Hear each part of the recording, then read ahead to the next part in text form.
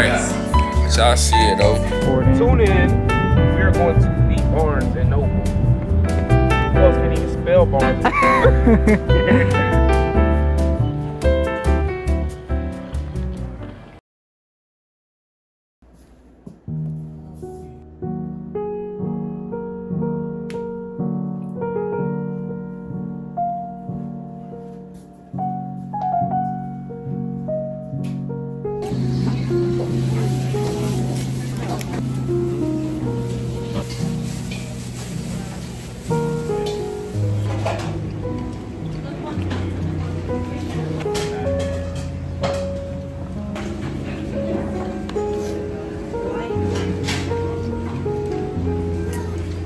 I had a piece of shrimp.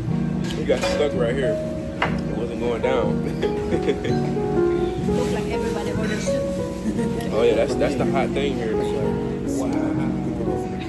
Can you even leave the parking lot? My son just set her head on that toe back. And then you flip it back. You know the tricks. You know?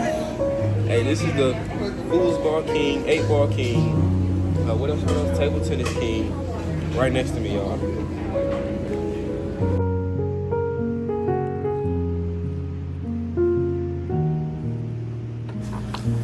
In a world that often glorifies the finish line, we sometimes forget to romanticize the process, the journey, the craft. You see, every stroke of the brush, every word typed, every piece of wood carved, each is a step in the dance of creation, a dance that is as beautiful as the final masterpiece.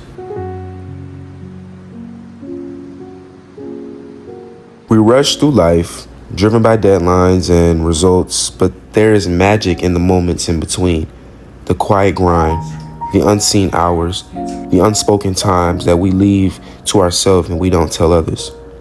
You see, nature, it teaches us patience. It shows us that beauty is in the becoming. Just as the river carves its path, we too shape our journey with every small action. The process is where we learn, where we grow. It's where we uncover our deepest truths. In the quiet moments, in the small victories, and even in the setbacks, we discover who we are.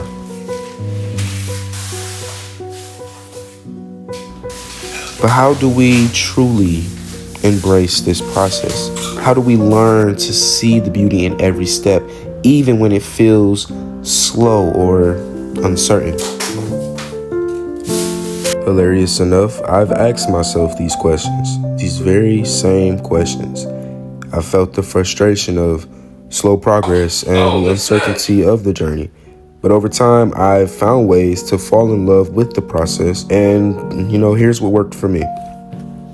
Reflect daily.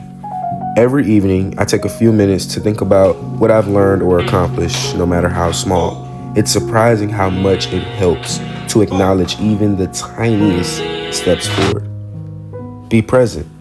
I've learned to immerse myself fully in whatever I'm doing, whether it's writing or creating. I try to feel every moment, the texture, the sounds, the rhythm. It's grounding and it makes the work feel alive. Work outside, work in a nice environment, whatever is aesthetically pleasing to your journey.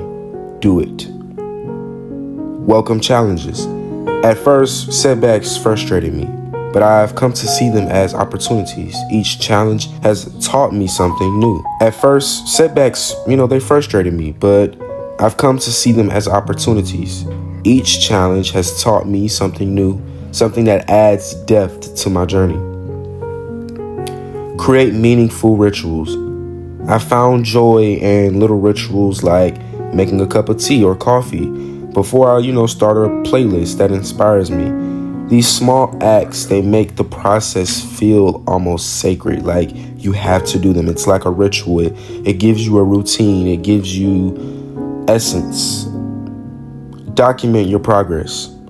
Keeping a journal or taking photos has been a game changer. Looking back on where I started, it reminds me of how far I've come and it motivates me to keep going.